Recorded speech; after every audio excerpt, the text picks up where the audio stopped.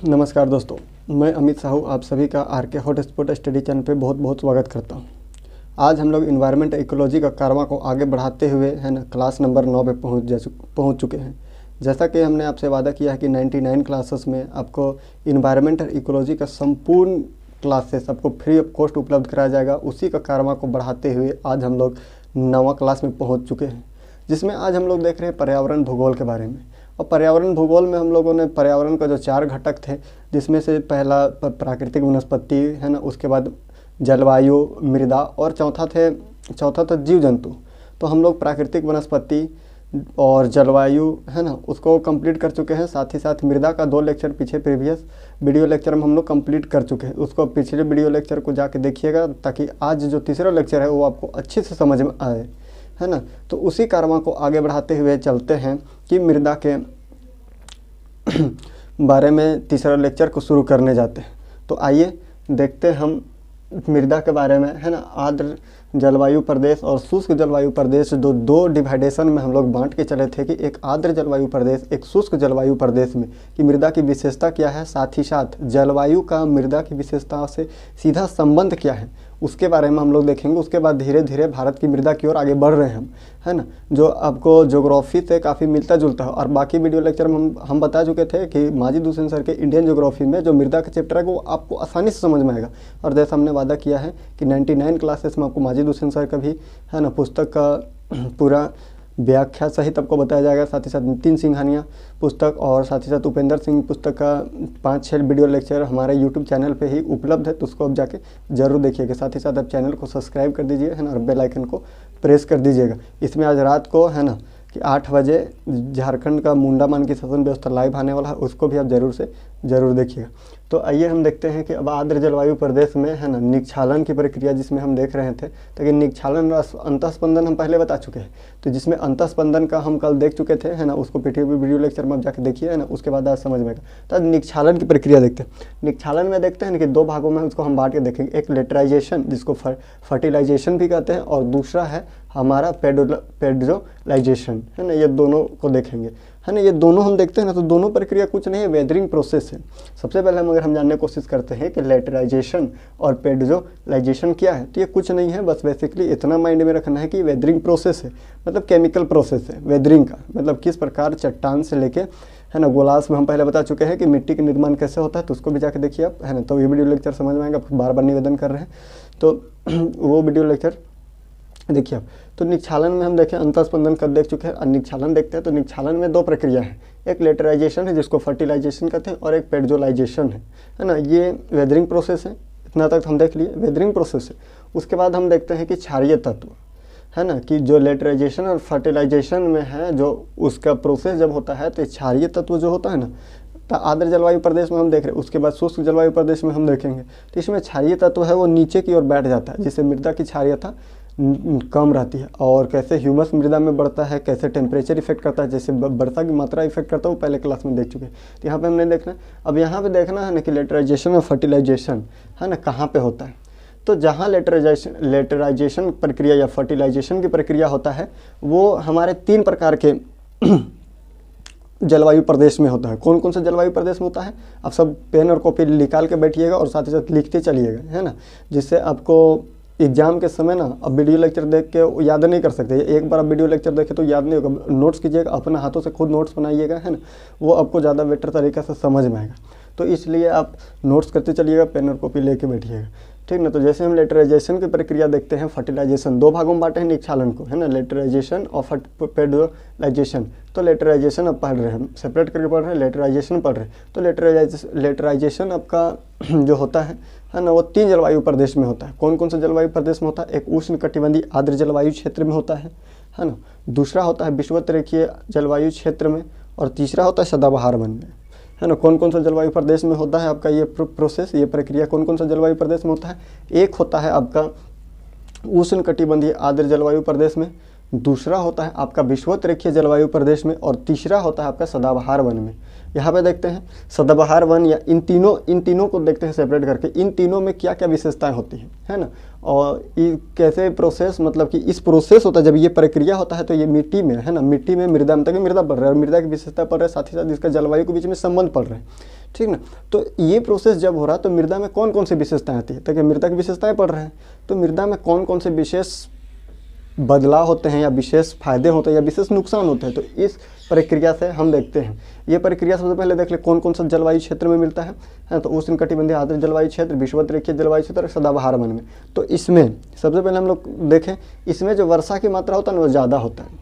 जब अगर वर्षा की मात्रा ज़्यादा होगा है ना, वर्षा की मात्रा ज़्यादा होगा है ना, तो इसमें टेम्परेचर ज़्यादा होगा, ताकि हम कल रिलेट करके देख चुके हैं है ना। हर क्लास देखिए एक दूसरे से रिलेट होगा, ताकि एक क्लास अगर आप देखिएगा तो दूसरा क्लास आपको आसानी से समझ में आएगा है ना। तो वही चीज़ आप देखते चलिए, ठीक ना, बार बार एक ही चीज़ को सुनिएगा तो आपको याद हो जाएगा, ठीक ना। तो इसलिए आप पिछले क्लास देखिए, उससे पिछले क्लास देखिए, तक ये तीसरा लेक्चर है मृदा के है ना, तो पार्ट 3 है ये।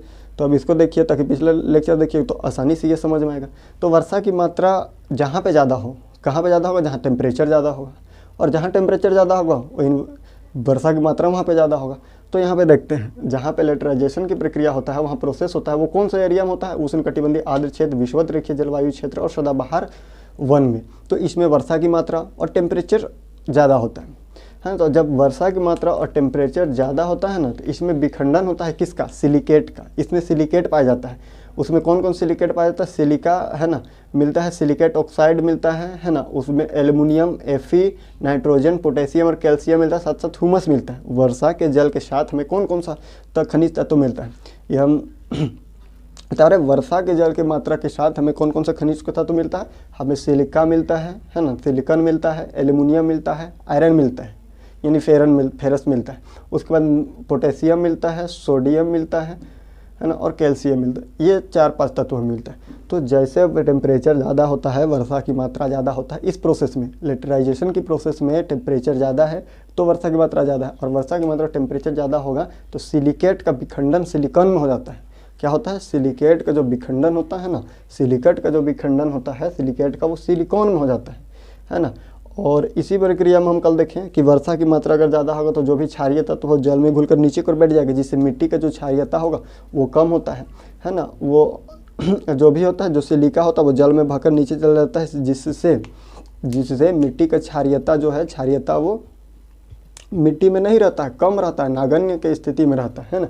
तो यहाँ पे कौन सा जल मिट्टी का विकास होता है, कौन सा मिट्टी का विकास होता है, यहाँ पे लेटराइट मिट्टी का विकास होता है। लेटराइजेशन प्रक्रिया से नाम में रिलेट करके देखिए, लेटराइजेशन प्रक्रिया तो कौन सा मिट्टी, इसमें लेटराइट मिट्टी का विकास होता है। और कौन सा क्षेत्र में होता है, ये मानसूनी जलवायु क्षेत्र में होता है। कौन सा क्षेत्र में पाया जाता है, मानसूनी जलवायु क्षेत्र में।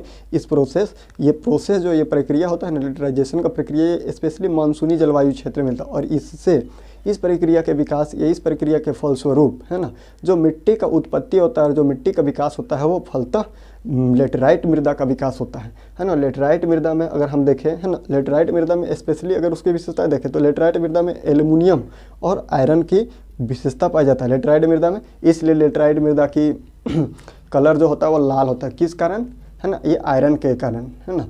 तो इसलिए एल्युमिनियम और आयरन लेटराइट मृदा में अधिक मात्रा में पाया जाता है। इसलिए झारखंड का जो छोटा नागपुर पठार है ना, उसमें सबसे ज़्यादा लेटराइट मिट्टी का विकास है। 99% अगर हम देखते हैं ना, झारखंड का जो छोटा नागपुर पठार है, जो झारखंड इधर ये जो मध्य प्रदेश का जो पठार है उधर से पहाड़ी राजमहल ट्रैप होते करते, उसमें झारखंड छोटा नागपुर का पठार जो होता है उसमें लेटराइट मृदा 99% आपको, मतलब 90% आपको लेटराइट मृदा का विकास मिलता है। लेटराइट मृदा आयरन के कारण उसका रंग लाल होता है, ये भी तो आपको पता है, बेसिक चीज़ है ना। तो इसलिए लेटराइट मिट्टी का विकास मानसूनी जलवायु क्षेत्र में पाया जाता है और इसमें एल्युमिनियम और आयरन की अधिकता होती है। और साथ ही साथ इसमें सिलिकॉन तक देख रहे हैं, सिलिकेट का विखंडन सिलिकॉन में हो रहा है और जल साथ बहकर मिट्टी एकदम नीचे तक चला जा रहा है ना, ग्राउंड लेवल में जा रहा है। इसलिए इसमें सिलिका और क्षारीय तत्वों की कमी होती है, ताकि सिलिका और क्षारीय तत्व जल में बहकर नीचे मृदा के एकदम निचले छोर पर चला जा रहा है। ताकि हम इसका प्रोसेस कल बताए थे, तो पिछले वीडियो लेक्चर अब देखिए, ये वीडियो लेक्चर आपको आसानी से समझ में आएगा। ठीक है, यहाँ तक देख लिए। अब देखते हैं ना पेडजोलाइजेशन की प्रक्रिया, यानी पेडजोलाइजेशन का प्रोसेस। पेडजोलाइजेशन के प्रोसेस से ना सबसे पहले हम देखते हैं ना कि ये होता कहाँ पे है। तो ये साइबेरियन क्षेत्र में होता है। कौन सा क्षेत्र में होता है? साइबेरियन। जैसे हम देखते हैं कि लेटराइजेशन की प्रक्रिया है ना से मानसूनी जलवायु क्षेत्र में हो रहा है ना, तो वैसे ही है ना ये आपका शीत या आर्द्र जलवायु प्रदेश में होता है या साइबेरियन क्षेत्र में होता है। विशेषली अगर बेसिकली देखा है ना मूलतः या मूलतः देखा जाए तो ये जो होता है पेडोलाइजेशन की प्रक्रिया है ना, वो आपका होता है साइबेरियन क्षेत्र में, और इसमें पेडजोल मृदा का निर्माण होता है। पेडजोल जैसे इसमें लेटराइट मिट्टी का विकास होता है ना, वैसे ही इसमें पेडजोल मिट्टी का विकास होता है। किससे?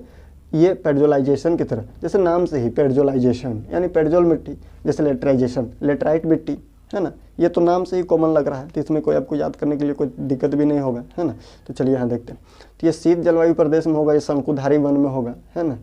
तो इसमें पेडजोलाइजेशन के तहत आपको मिट्टी का विकास होगा है ना, पेडजोल मिट्टी है ना। इसमें देखते हैं कौन सा एरिया में मिल रहा है? शीत जलवायु प्रदेश या शीत जलवायु प्रदेश में। कौन सा जलवायु प्रदेश में ये मिल रहा है? शीत जलवायु प्रदेश में। तो शीत जलवायु प्रदेश में बेसिकली हम क्या देखते हैं? टेम्परेचर क्या होता है? कम होता है। टेम्परेचर कम होगा तो वर्षा की मात्रा कम होगा, एवरेज जितना होता है उससे कम होगा है ना। तो टेम्परेचर जहाँ कम होगा वहाँ रेनफॉल का कम होगा है ना। तो इसमें सिलिकॉन का जो विखंडन होता है या सिलिकेट का विखंडन होता है उसका रेट एवरेजली है ना, अगर इससे कंपेयर करें कंपेयरली उस मतलब लेटराइजेशन प्रोसेस के तहत, तो उससे अगर कंपेयर करें हम तो इसका जो सिलिकेट का विखंडन होगा वो कम होगा, और सिलिकेट का विखंडन कम होगा तो सिलिकॉन का मात्रा आपका ज़्यादा होगा। परंतु यहाँ पे एक चीज़ हमको देखते हैं कि क्षारीय मिट्टी नीचे को होता है, लेकिन निक्षालन की प्रक्रिया है। कौन सा प्रक्रिया है? हम देखे कल पिछले वीडियो लेक्चर में कि कैल्सीकरण की प्रक्रिया है ना। कैल्सिफिकेशन में मिट्टी मतलब कि जल जो है ना और क्षारीय तत्व वो ऊपर आ रहा है जल का कमी में, ताकि वहाँ वाष्पीकरण ज़्यादा हो रहा है ना। वर्षा की औसत मात्रा से वाष्पीकरण की मात्रा ज़्यादा है वहाँ पे, जितना औसत वर्षा है उससे ज़्यादा वो वाष्पीकरण है, तो उसमें कैल्सिफिकेशन की प्रक्रिया होता है। लेकिन हम कैल्सिफिकेशन यहाँ निक्षालन पढ़ रहे हैं, तो निक्षालन या अंतस्पंदन में जो होता है वो जल नीचे की ओर जाता है क्षारीय तत्वों को लेके। तो यहाँ पे जल जो है वो क्षारीय तत्वों को लेके नीचे जा रहा है, इसलिए मृदा का जो क्षारीयता है ना ये यहाँ पे जल के साथ घुलकर क्षारीयता नीचे चला जाता है। इसलिए टेम्परेचर कम होने के बावजूद यहाँ पे ह्यूमस की मात्रा अधिक मिलेगा आपको, और साथ ही साथ क्षारीयता जो होता है वो कम मिलता है। क्यों? ताकि निक्षालन की प्रक्रिया है। भले ही हम इसमें देख रहे हैं कि वर्षा की मात्रा कम है, टेम्परेचर कम है, ठीक है ना, पर भी यहाँ निक्षालन की प्रक्रिया हो रहा है, जिसके फलस्वरूप हम यहाँ पे पाते हैं कि जो क्षारीय तत्व है वो जल में घुलकर नीचे मृदा में नीचे की ओर प्रवाहित होता है, यहाँ ऊपर कैल्सिफिकेशन की तरह ऊपर नहीं आता है ना। तो इसलिए यहाँ पे क्षारीय तत्वों की यानी क्षारीयता मृदा की कमी होती है, जो साथ ही साथ ये उर्वर भूमि होता है। निक्षालन की प्रक्रिया के कारण क्षारीयता तो मिट्टी के नीचे चला जाता है। साथ ही साथ यहाँ सिलिकॉन का विखंडन नहीं होता है। यहाँ पे ये एक इंपॉर्टेंट नोट्स करके लाइक सिलिकॉन का विखंडन नहीं होता ताकि टेम्परेचर कम है, तो सिलिकेट का विखंडन सिलिकॉन में नहीं होता है, ये सिलिकेट में ही रहता है। ये बात यहाँ पे देखिए, रेनफॉल थोड़ा कम होता है, ये साइबेरियन क्षेत्र में होता है, तो इसलिए यहाँ पे आप देख रहे हैं कि सिलिकेट का विखंडन नहीं हो रहा है। तो किस चीज़ का मात्रा ज़्यादा होगा? साइबेरियन जलवायु क्षेत्र में। ये साइबेरियन जो है पेडजोल मिट्टी, इसका निर्माण हो रहा है, इसमें कौन सा चीज़ की अधिकता आपको ज़्यादा होगा? सिलिकेट का विखंडन नहीं हो रहा तो सिलिकॉन की मात्रा ज़्यादा होगा, साथ साथ उसके ऑक्साइड बनेंगे यानी सिलिकॉन डाइऑक्साइड, सिलिकेट ऑक्साइड बोलिए है ना। यह सिलिकॉन के साथ में ऑक्साइड है ना, O2 की अधिकता आपको ज़्यादा मिलेगी यहाँ पे है ना पेडजोल मिट्टी में, और साथ ही साथ एल्युमिनियम और Fe कम मिलेगा। एल्युमिनियम और Fe लेटराइट मृदा में मिलता है, जहाँ पे सिलिकेट का विखंडन हो जाता है तो ऑब्वियसली वहाँ पे एल्युमिनियम और फेरस आपको ज़्यादा मिलेगा। लेकिन यहाँ सिलिकॉन का विखंडन नहीं हो रहा है, सिलिकेट का विखंडन नहीं हो रहा है, जिसके फलस्वरूप आपको यहाँ एल्युमिनियम और Fe की यानी फेरस की मात्रा, आयरन की मात्रा यहाँ पे आपको कम मिलेगा। ठीक है, तो दोनों रिलेट करके देख लीजिए, जहाँ पे एल्युमिनियम और Fe की मात्रा अधिक है वहाँ पे सिलिकॉन का मात्रा कम है, वहीं पर अगर सिलिकॉन का मात्रा जहाँ पे ज़्यादा है वहाँ पे एल्युमिनियम और Fe की मात्रा कम है। ये रिलेट करके देख लिए, यहाँ तक आपको समझ में आ गया, कोई दिक्कत तो नहीं है। अगर कोई दिक्कत होगा तो कमेंट बॉक्स में कमेंट कर दीजिएगा। आपको अगले वीडियो लेक्चर में इसका पूरा डिटेल्स, फुली डिटेल्स है ना, आपको समझने लायक पूरा वीडियो नेक्स्ट वीडियो लेक्चर में आपको प्रोवाइड करा दिया जाएगा। साथ ही आपसे निवेदन है कि चैनल को आप सब्सक्राइब कर दीजिए, साथ ही साथ बेल आइकन को प्रेस कर दीजिएगा। तो चलिए अब आगे देखते हैं, ठीक ना। अब देखते हैं ना शुष्क क्षेत्र, ताकि हम पहले से देख रहे हैं, पहला दिन से ही जब से मृदा शुरू किया है, जलवायु प्रदेश को दो भागों में हम बांट के देख रहे हैं, एक शुष्क जलवायु प्रदेश और एक आर्द्र जलवायु प्रदेश। तो आर्द्र जलवायु प्रदेश में निक्षालन की प्रक्रिया के तहत हम लेटराइजेशन और पेट्रोलाइजेशन देख चुके हैं। अब इसमें हम देखते हैं ना शुष्क या अशुष्क जलवायु क्षेत्र में कैल्सीकरण यानी कैल्सिफिकेशन के तहत है ना मृदा की क्या विशेषताएं होती है ना उसको देखें। तो कैल्सिफिकेशन हम कल ही देख चुके हैं। कैल्सिफिकेशन देखे जिसमें कहाँ पे होता है कैल्सिफिकेशन प्रक्रिया, जहाँ पे टेम्परेचर ज़्यादा होगा सबसे पहला बात, लेकिन वर्षा की मात्रा जो होगा ना, टेम्परेचर ज़्यादा है तो हम आर्द्र जलवायु क्षेत्र में देखें टेम्परेचर ज़्यादा है तो वर्षा की मात्रा ज़्यादा, और वर्षा की मात्रा ज़्यादा है वाष्पीकरण की दर से भी ज़्यादा है, लेकिन यहाँ पे टेम्परेचर अधिक है, वर्षा की मात्रा कम है किसकी तुलना में, एज कम्पेयर टू वाष्पीकरण। यहाँ पे वर्षा कम हो रहा, वाष्पीकरण ज़्यादा हो रहा, जिसके कारण मृदा में जो नमी है ना, जो ह्यूमस है, जो आर्द्रता है, वो उसके साथ साथ जो क्षारीय तत्व है ना वो जल के साथ में घुलकर वो ऊपर की ओर आ जाते हैं। अभी हम देख रहे थे निक्षालन वो या अंतःस्पंदन में कल देखे वो नीचे की ओर जा रहा है, लेकिन कैल्सिफिकेशन की प्रक्रिया के तहत हम देख रहे हैं कि वो ऊपर की ओर आ रहा है। तो इसलिए यहाँ पे क्षारीय तत्वों की अधिकता ज़्यादा बढ़ जाएगा। वनस्पति अगर क्षारीय तत्वों की सघनता अगर ज़्यादा बढ़ेगा तो वनस्पति की सघनता क्या होगा, वनस्पति की सघनता कम हो जाएगा। बेसिकली वनस्पति की सघनता कम होगा तो ह्यूमस की मात्रा कम होता है, मरुस्थलीय मृदा का विकास होता है। बस यहीं पे देखें जिसमें H2O और क्षारीय तत्व ऊपर आ जा रहा है तो वनस्पति नगण्य के बराबर होगा। बस यही हम कैल्सिफिकेशन के तहत यानी कैल्सीकरण के तहत हम देख लिए, समझ में आ गया कि यहाँ पे क्या है ना। तो यहाँ पे कैल्सीकरण मिट्टी का विकास होगा है ना, मरुस्थलीय मृदा का विकास होता है इसमें। मरुस्थलीय मृदा की क्या क्या विशेषताएं हैं,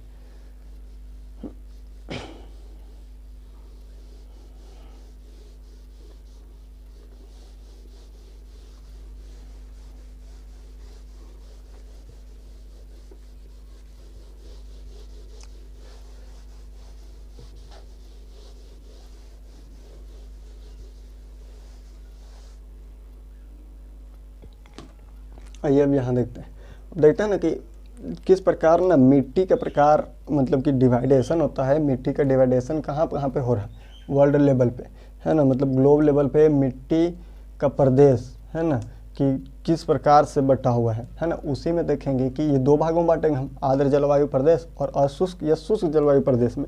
तो किस प्रकार का मिट्टी मिल रहा है, उसमें किस प्रकार के वनस्पति मिल रहे है ना, इसके बारे में हम देखेंगे, ठीक है। और मिट्टी के प्रकार देखेंगे किस प्रकार के जलवायु प्रदेश में ये मिट्टी मिल रहा है और वनस्पति प्रकार, ये अब नोट्स कर लीजिएगा, ठीक ना। तो आप नोट्स कर लीजिए, स्क्रीनशॉट ले लीजिए, ठीक है। अब यहाँ देखिए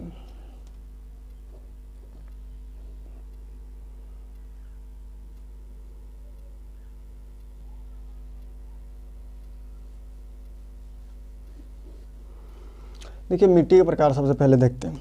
मिट्टी के प्रकार हम देखते हैं ना तो आर्द्र जलवायु प्रदेश का मिट्टी देखते हैं जिसको पेडजोफर कहते हैं, पेडजोल फर का नाम देते हैं। वही शुष्क जलवायु प्रदेश को देखते हैं उसमें मिट्टी का नाम देखते हैं पेडोकैल और इसमें पेडोफर।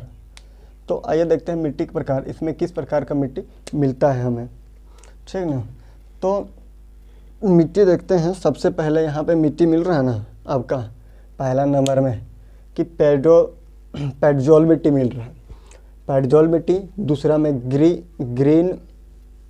ग्रे ब्राउन पेडजोल है ना, फिर रेड येलो पेडजोल, फिर लेथोसोल लेटराइट मिट्टी मिल रहा है।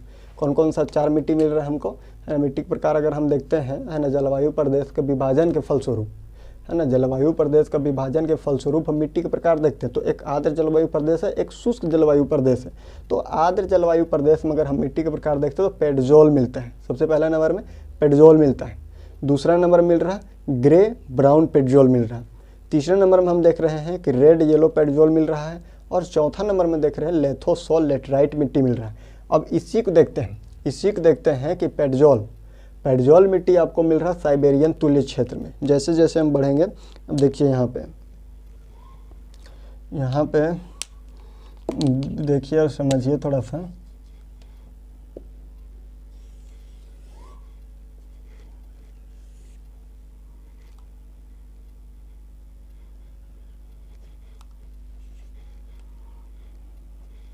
0 डिग्री है।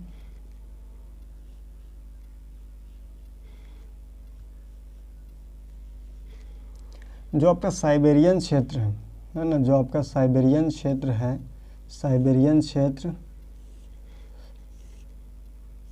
आपका जो साइबेरियन क्षेत्र है ना, साइबेरियन क्षेत्र में या साइबेरियन तुल्य जलवायु प्रदेश है ना, मतलब साइबेरिया में जैसा जलवायु है, यानी जिसका टेम्परेचर कम हो, मतलब डिक्रीज ऑर्डर में टेम्परेचर हो, है ना। साइबेरियन तुल्य जलवायु जहाँ पर भी हो आपका इस ग्लोब में, साइबेरियन जलवायु क्षेत्र जहाँ पर भी हो, आपका पेडजोल मिट्टी मिलेगा। कौन सा मिट्टी मिलेगा? पेडजोल मिट्टी मिलेगा। और वहाँ की विशेषता एक है वनस्पति के प्रकार में कि वहाँ का जो वनस्पति का प्रकार है ना, वो शंकुधारी वनस्पति मिलेगा। कौन सा? पेडजोल मृदा में आपको मिलान करने के लिए दे देगा, पेडजोल मृदा है ना, मानसूनी विषुवतीय है ना, लॉरेंसियन या ब्रिटिश तुल्य, कोई भी जलवायु प्रदेश दे देगा आपको, और मिलाने के लिए, मिलान करने के लिए मैच द फॉलोइंग दे सकता है। ठीक, तो याद रखिएगा पेडजोल मृदा जो है वो साइबेरियन तुल्य जलवायु क्षेत्र में, और जहाँ पे साइबेरियन तुल्य जलवायु प्रदेश है ना, उसमें ओबियसली आपको शंकुधारी वनस्पति मिलेगा। वही दूसरा पॉइंट में देखते हैं, दूसरा नंबर में देखते हैं कि ग्रे ब्राउन पेडजोल में, है ना, ग्रे ब्राउन पेडजोल कहाँ पे मिलेगा? तो लॉरेंसियन और ब्रिटिश तुल्य जलवायु क्षेत्र में, लॉरेंसियन और ब्रिटिश तुल्य जलवायु क्षेत्र, मतलब कि जहाँ लॉरेंसिया में है ना, जर्मनी के या फ्रांस के अगल बगल में है लॉरेंसियन के क्षेत्र, तो लॉरेंसियन और ब्रिटिश तुल्य जलवायु प्रदेश जहाँ पे होगा, है ना, वहाँ पे ग्रे ब्राउन पेडजोल मिलेगा, मतलब ग्रे ब्राउन मिट्टी मिलेगा, है ना। और उसमें अगर वनस्पति का प्रकार हम देखें तो समशीतोष्ण कटिबंधीय प्रकार की वनस्पति मिलेगा। किस प्रकार की वनस्पति मिलेगा? समशीतोष्ण कटिबंधीय प्रकार की वनस्पति। और हम पिछले वीडियो लेक्चर में आपको बता चुके हैं कि शंकुधारी वन में कौन कौन सा वनस्पति मुख्यतः पाया जाता है, उसके बाद समशीतोष्ण कटिबंध में कौन सा वनस्पति पाया जाता है, फिर उपोष्ण कटिबंध में कौन सा वनस्पति मुख्यतः पाया जाता है, फिर सदाबहार वन में कौन सा वनस्पति मुख्यतः पाया जाता है, ये सब, मैंग्रोव वन में कौन सा वनस्पति पाया जाता है ना, पर्णपाती वन में कौन सा वनस्पति पाया जाता है, शंकु मतलब कटीले वन में कौन सा, मरुस्थलीय प्रकार के जलवायु में कौन सा वनस्पति पाया जाता है, ये सब आपको हम बता चुके हैं कि मुख्यतः कौन सा वनस्पति पाया जाता है। तब याद कीजिएगा, साथ ही साथ पिछले वीडियो लेक्चर को देखिए, है ना, चैनल को शेयर करते रहिए ताकि आप ही लोग का चैनल रहिए, आप जितना शेयर कीजिएगा, है ना, आप ही लोग का फायदा होगा, वीडियो लेक्चर उतना ज़्यादा आते रहेगा। ठीक है, दूसरा में देख लिए हम कि ग्रे ब्राउन पेडजोल है, उसमें लॉरेंसियन या ब्रिटिश तुल्य जलवायु क्षेत्र मिलता है, और इसमें वनस्पति के प्रकार हम देखें, है ना, तो ये समशीतोष्ण कटिबंधीय प्रकार की वनस्पति हमको मिलता है।